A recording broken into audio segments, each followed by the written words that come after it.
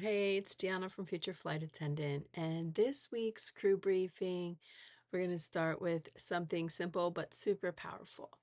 Flight attendants don't just tidy the cabin, but they manage the energy of the flight, they manage themselves.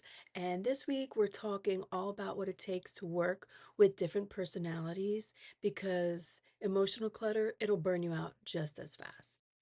This is your reminder to check out who's hiring flight attendants for U.S. applicants. You can go ahead to the Future Flight Attendant job board. I'll have them both linked below. For Europe and UK, don't forget to check the cabin crew careers page. Check often because your seniority starts when you do, and seniority is everything in aviation.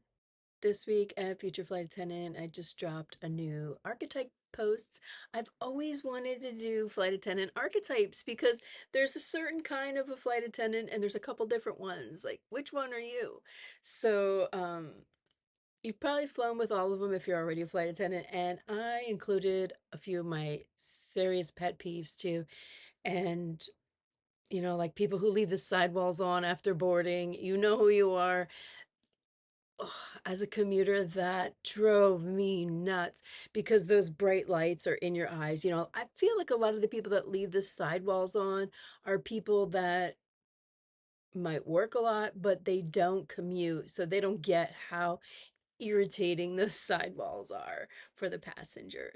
And those pet peeves of mine, they're not just like some one off. Like those things make you more of a professional when you do or don't do them because it's all about understanding that energy on the aircraft so you can navigate it without getting drained because it's super draining. There's so many energies and personality types that you're dealing with between your crew and the passengers, so it's a great idea to manage that energy and try to keep everybody happy the best you can to make it a pleasant experience.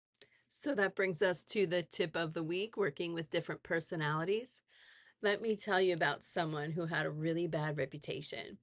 A flight attendant that people avoided at my airline, and there was even an animated YouTube video making fun of her. And I was like kind of scared to fly with her because I heard all the horror stories. But when I flew with her, I just made my own decision. I'm not going to let anybody decide how I feel about her. I'm going to give her a fresh slate and give her a chance. And you know what?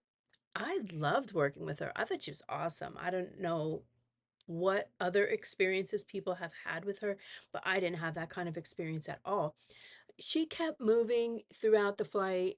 She worked really hard. The passengers absolutely loved her. The cabin was spotless, and she liked me too, probably because I never sat down.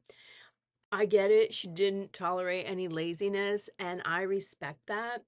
I mean, I'm not one to tell people how to work. I might not want to work with somebody who's lazy, but I'm not going to hate them for it. Whatever, you are how you are. It's not I'm not going to make a fight over it. I will mention something probably if they're doing absolutely nothing, but eh, I don't have to see them again probably. So that's the great thing about being a flight attendant. You don't have to see people over and over again if you work at a decent sized airline. But this flight attendant, she was fire. And fire is one of the archetypes I wrote about. There's fire, there's water, there's air, and there's earth.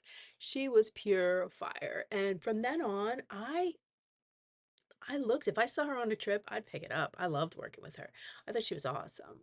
So the lesson here, don't gossip, make your decisions. Don't let gossip make your decisions for you.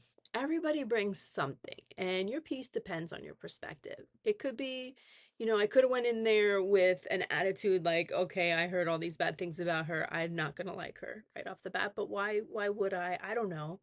You know, I didn't work with her. I like to form my own opinions.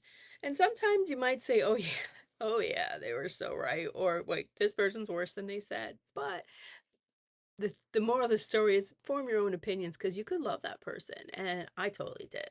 So here's your mission for the week. Clear the clutter, make space, and act like your wings are already on their way. And if you need any essentials from interview outfits to must have for trainings, check out the Future Flight Attendant Amazon storefront. And if you need some help through the interview process, check out the interview masterclass bundle, everything you need to get hired. That's also linked below. So have a great week. Wheels up.